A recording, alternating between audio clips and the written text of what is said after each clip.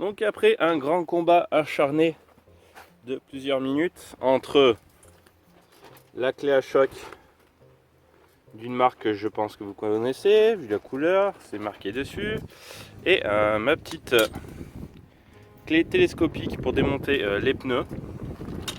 Franchement, j'ai dû passer entre 5 et 10 minutes. Il s'était super grippé, donc comme vous pouvez le voir, c'est une douille de 32 pour dévisser ça. Et du coup, comme vous pouvez le voir aussi, j'ai balargué pas mal de dégrippants. Et donc j'ai alterné entre dégrippants, attendre un petit peu, un coup de clé choc, après je passe à celle-ci, après je refaisais clé choc, je repassais à la clé, puis je refaisais clé choc. Puis ça m'a saoulé, je suis parti de l'autre côté. L'autre côté c'était beaucoup plus facile que ce côté-là.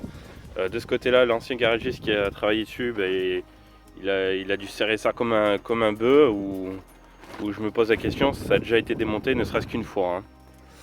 Après, peut-être parce qu'on voit que l'écrou est pas tout à fait en très bon état.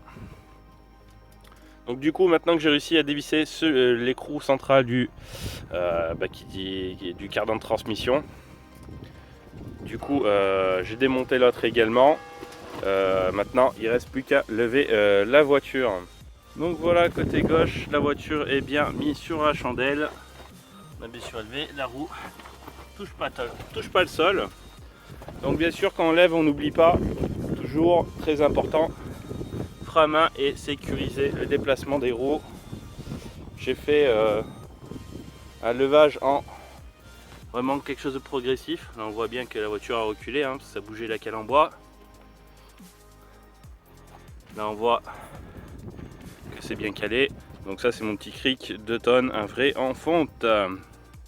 Pas les premiers gammes à 30 €, je vous le déconseille fortement. Parce que vous aurez souvent des fuites. Celui-ci c'est un modèle à peu près 150 €. Donc vous voyez bien, j'ai bien calé sur mes plaques, histoire que la voiture soit bien calée. Là aussi on voit bien, la roue touche pas le sol. Du coup on va pouvoir passer à la péteuse à choc pour finir de démonter la roue. Bon, j'ai quand même desserré avant, parce que la péteuse à choc, la clé choc elle n'y arrivait pas, donc du coup j'ai desserré avec la clé extensible. Allez, c'est parti. Par contre ça regarde pour démonter.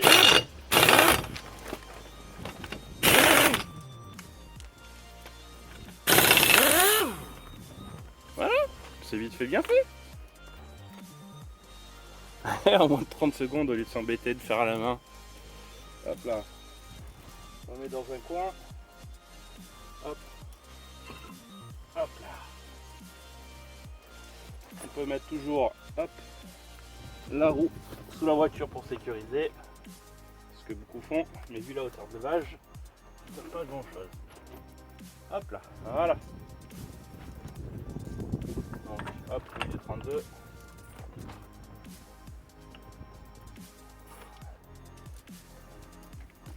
Et là, on voit bien, une fois la roue démontée, vous voyez, la marge constructeur, c'est 3 mm au total, donc 1,5 mm de chaque côté. Vous pouvez voir la belle marge qu'il y a dans le disque. Donc c'était le moment de le changer. Bon, j'ai dévissé ça, si bien il faut que je remonte ma jante. Parce que sinon la roue va tourner, vous voyez, comme vous pouvez voir, hop, ça tourne. Et on voit ici aussi effectivement que sur la plaquette, on voit qu'il reste plus grand chose dessus. On montrera ça au démontage de l'étrier. Hop là. Donc du coup, j'ai donné un petit peu de nettoyant frein un peu de partout ici pour enlever la graisse. Surtout au niveau du capteur ici ABS, donc anti-blocage système pour l'anti-patinage au freinage des roues. Donc on voit la boîte ici, juste ici. Donc on voit bien sûr le cardan ici, pour ceux qui ne connaissent pas, le cardan de transmission. Ici on a la barre stab et le triangle de suspension. Donc à part ça, donc du coup ce que je vais faire, je vais enlever le garde-boue pour avoir un meilleur accès à la boîte de vitesse. Donc du coup il y a une vis ici. une vis là-haut. On en a une de cachée, ouais, juste ici, tant que le capteur, hop là. Donc on en a une ici, j'ai mis du nettoyant frein un peu de partout, une ici et une ici qui était dégueulasse, j'ai mis du nettoyant frein et puis c'est parti. Donc hop, je vais essayer de vous mettre un angle de vue sur tout ça.